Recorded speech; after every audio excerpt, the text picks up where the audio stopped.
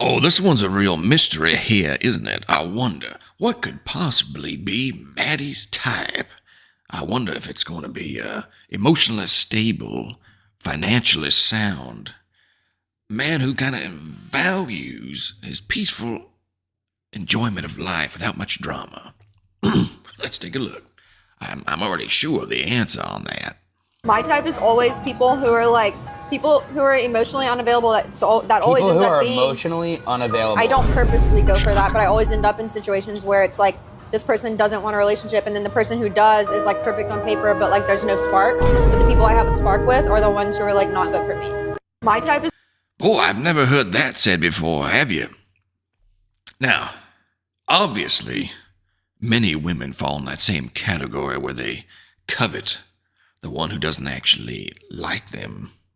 To a certain degree, they like the physical, but they don't actually like or value the woman at all, and yet she is drawn to him. And I began to wonder on it here.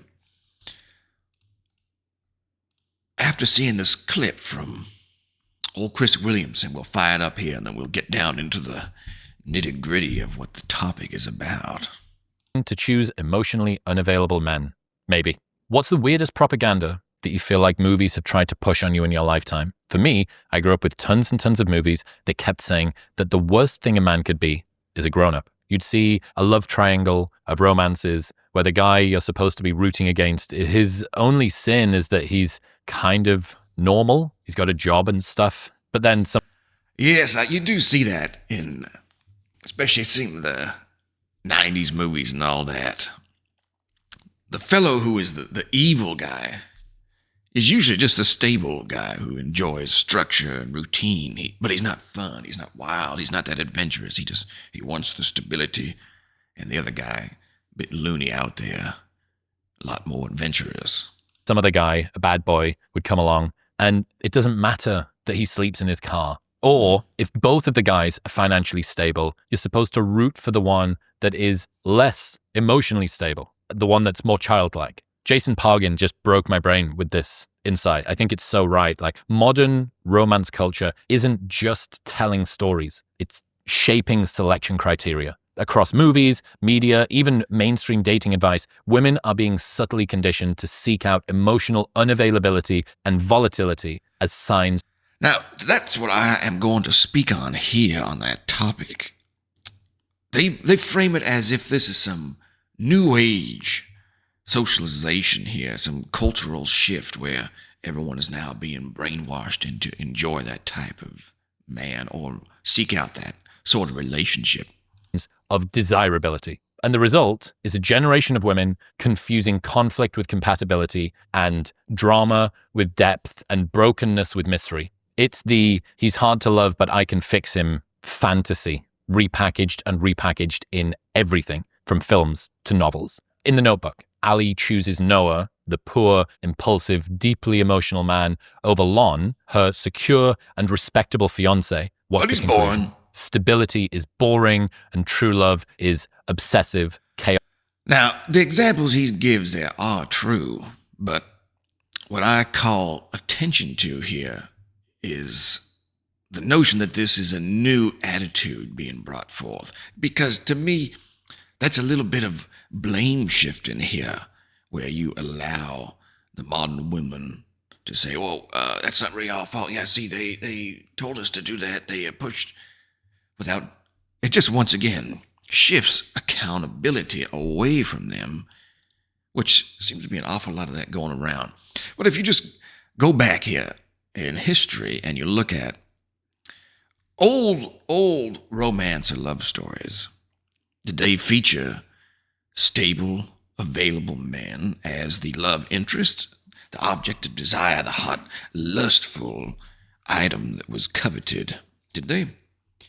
Or has that trope, that storyline, that plot, that character type always been pretty much the number one go-to fantasy for women to read about? Beauty and the Beast, anyone? The Beast, the actual beast. She's trying to tame a literal beast in a castle. Does that not tell you enough of what you need to know? Phantom of the Opera. Same thing, the little weirdo flying around. Oh, mysterious. Oh, yeah, look at that. Or the Emily sister, whatever the sisters were back then, Wuthering Heights and all that. They always have some fellow in there who is not the stable, emotionally available type. There's always something off about him that kind of pushes it away. And the time that's reversed, really, I would say, mainly only in the rom-coms where you get a bit of a doofus, really, 40-year-old virgin, knocked up, those types of films where the love interest happens to be a goofy, bit of a retard type fellow who goes around and he covets the woman quite heavily, but that's for comedic effect, a lot of it. When you're talking about the woman-centric storylines here, where they are supposed to feel the heat of it, they're supposed to feel the passion of it, then that's when the unavailable, mysterious, and whatever else bad boy criteria get met. But I don't think it is a new age problem here at all, really. We just look at the list of old-time romances here. Go back. Count of Monte Cristo, Pride and Prejudice, Sense and Sensibility, Gone with the Wind. A lot of the classic ones, even in fairy tales, have that same idea. Women are drawn to that sort of fellow. That's just the very nature of it, the excitement of it. It's like seeing a roller coaster ride. Oh, God, that looks like fun. Do you want to sit in a chair in a waiting room, or do you want to hop on this fun, adventurous ride, getting ridden? Yeah, you know what they do a lot often. Which would you prefer? Do you want to sit in the born chair, or do you want to get on that and take off? That is kind of the same way. How that relates to the modern culture now is from about the 60s or so. You have the feminism, correct? New age, we'll call it new age feminism, pushing that mindset. Birth control. So women no longer have to really filter that through much common sense, essentially. They don't have to worry about getting pregnant. Very little, anyway. Very little. And in the modern day, when they can have jobs and equal pay and wage gap and all that nonsense, they don't really have a ton of financial incentive to be with the man either, so they can be a lot more selective. The women basically live life Frankenstein in it. They piece it together from all these different areas here, and they feel satisfied. Like for instance, they got the job, so they could have money, unless the gold digger type and they want sugar daddy and all that. But assuming we're talking about those who've gone to college and been career boss babes, which is a common sentiment these days, they have the financials sorted out. More or less. Maybe they don't have everything they want, but more or less they can survive, we will say. They can survive. So they don't need the fellow for that. And then you think, okay, well, what do they need? Oh, they want the excitement. Where can they get the excitement? Well, of course, the unavailable bad boy and modern dating apps, Instagram, social media, all that good stuff gives them tremendous availability, tremendous optionality. They can pick through. They can look at. They can window shop. And those men are more than willing to engage with those types of ladies. So the women now get that lusty, passionate, mysterious element met. And of course, as we saw in the first clip here, young lady talking about, they don't really want her, so she gets that fixation of the bad boy. But when it comes time, she wants the other element. They want the actual romance part of it. Excuse me there. They want the actual romantic element, the relationship part of it.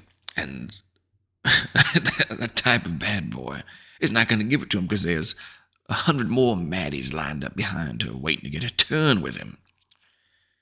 So that element they have not been able to get. They may have another chat buddy, the friend zone type. That's another piece of the Frankenstein. The women will bring him in. Oh, one message from him in the mornings. Oh, hey, beautiful. How you doing? Oh, hey, gorgeous. And they will entertain him because he kind of fills that gap, even though he's boring for the most part. He's a chat buddy. He's basically a chat bot that they can go to and dump on the emotional crap and drama that the bad boy guy, they wouldn't say it to him because he would, God, you kind of annoy me now, irritating little woman. He'd dispose of them.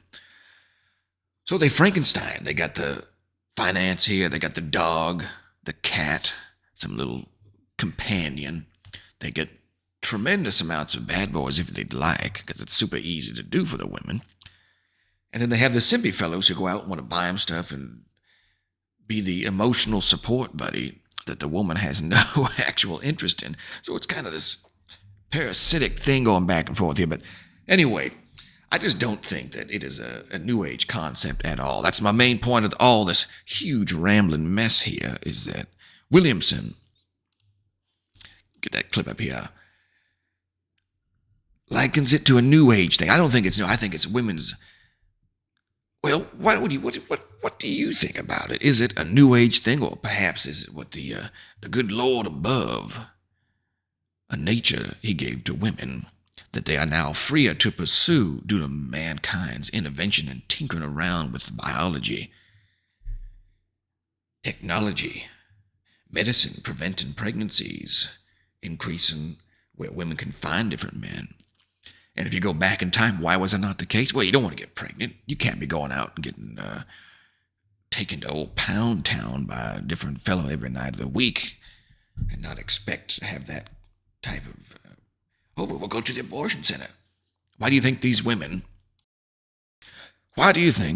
the women who are so keen on this lifestyle are also the ones who support abortions? The ones who need it the most. I mean, that's pretty clear to see. The ones who don't make the best life choices, we will say, campaign for these other drastic remedies.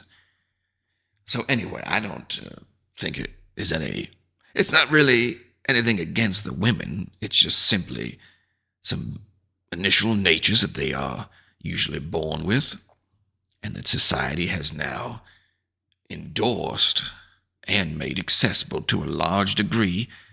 And it's like a fat guy going into a candy store. He comes inside there and oh my God, look at this, I want that. He wants to try all the new shiny stuff if you've not had that opportunity.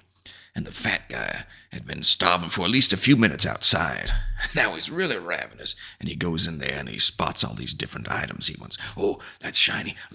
He's gobbling up. These women out there just gobbling up things. They are gobbling things up because they now have the opportunity. The men hate it because the equivalent isn't, well, they always talk about the top 5% of men, the top 5 or 2 of 10, whatever percent. True. When you're a handsome devil like me, I mean, come on now. The optionality is just through the roof on it. Through the roof. I mean, you probably heard a bunch of them banging on the door trying to get in here, but I said, not today, ladies. I'm making my footage. So the majority of men hate that because there's no equivalent for them.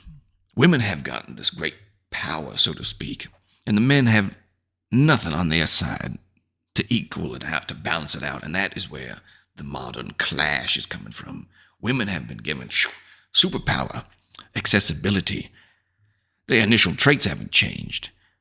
Just how they can go about it is the real difference here. And men, they are, I want woman. I want, she's so good looking. Oh God, I gotta have, big things. That hasn't changed either. Only they don't have anything to improve on, to help themselves out. They have to go through a lot of effort, I should say. Now, the New Age revolution perhaps would be what? AI. Get those gorgeous looking robots who don't backtalk, unless the guy's into that sort of thing. Anyway, till next time, boys and gals, Ghostmas is going to take a little break here. Maybe stop off a little bit of lunch. Go respond to some of those damsels knocking on the door.